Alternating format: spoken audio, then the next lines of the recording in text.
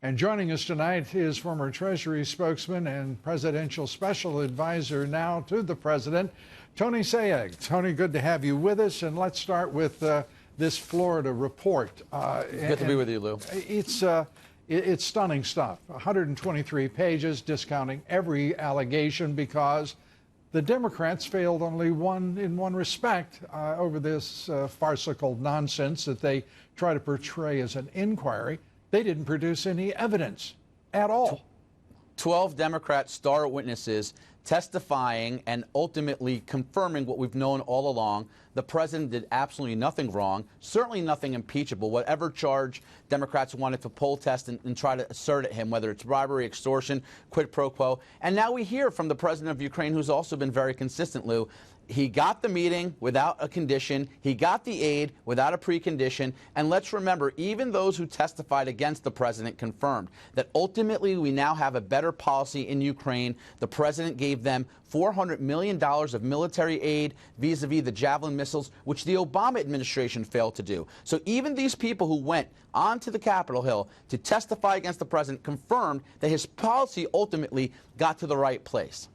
And today we're getting a sense of what Nadler has in store Wednesday, bringing in four legal scholars, if you will. The White House counsel, Pat Cipollone, wrote a letter to Nadler saying this, quote, and I'd like to share this with the audience if we could have that up, please.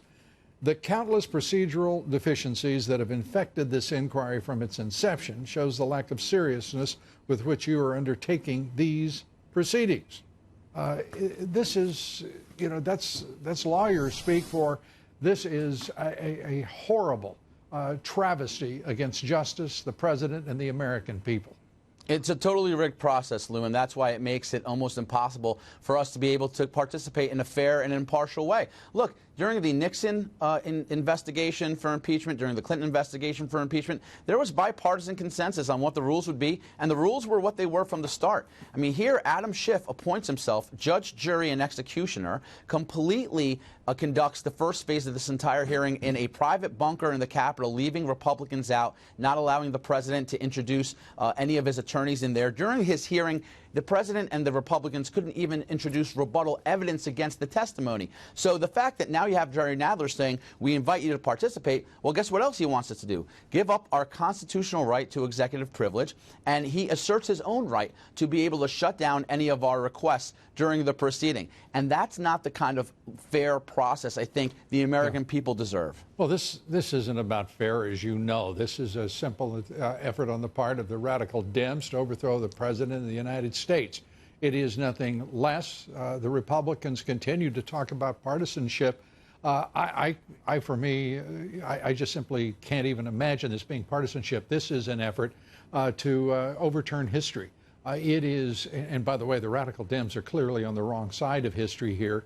And I believe that if this persists into November of next year, God forbid, that the American people will reject the Democratic Party as it has never been rejected in its history.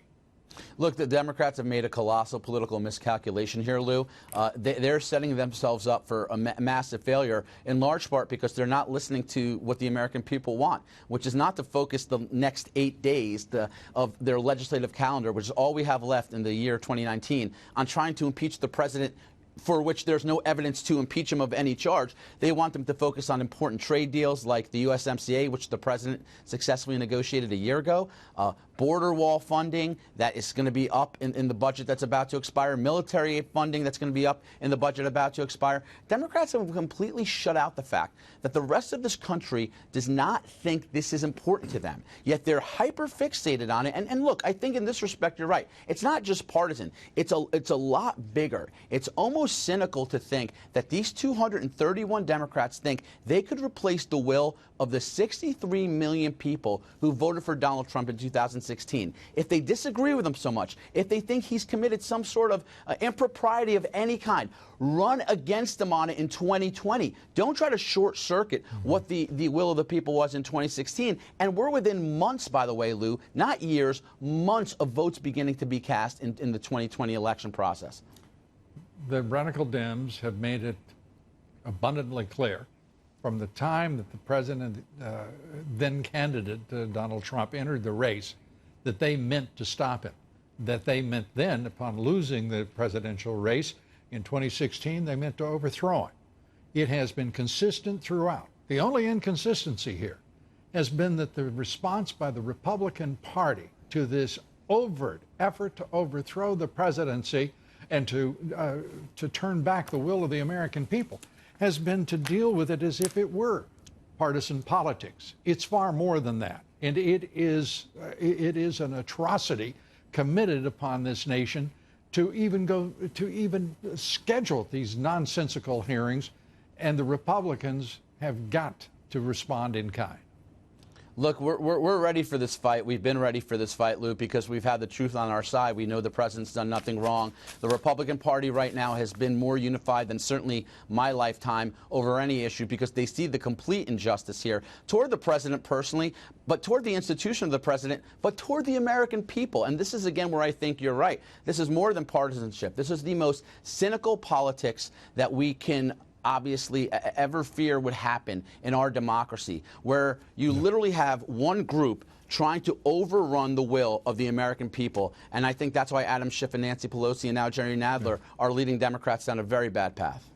And at the same time as they attempt to overthrow the presidency, of course, they're trying to shred the U.S. Constitution. It'll be interesting to hear what those legal scholars have to say Wednesday about that. Tony Three Sayegh. Democrats on that panel, by the way. 3 Democrat scholars, 1 Republican. That's how fair the process is with them. Well, that's actually an improvement in margins from the previous proceeding on the Intelligence Committee. Tony Sayegh, thanks so much for being with us. Appreciate it. Thank you, Lou. Thank you. Thank you.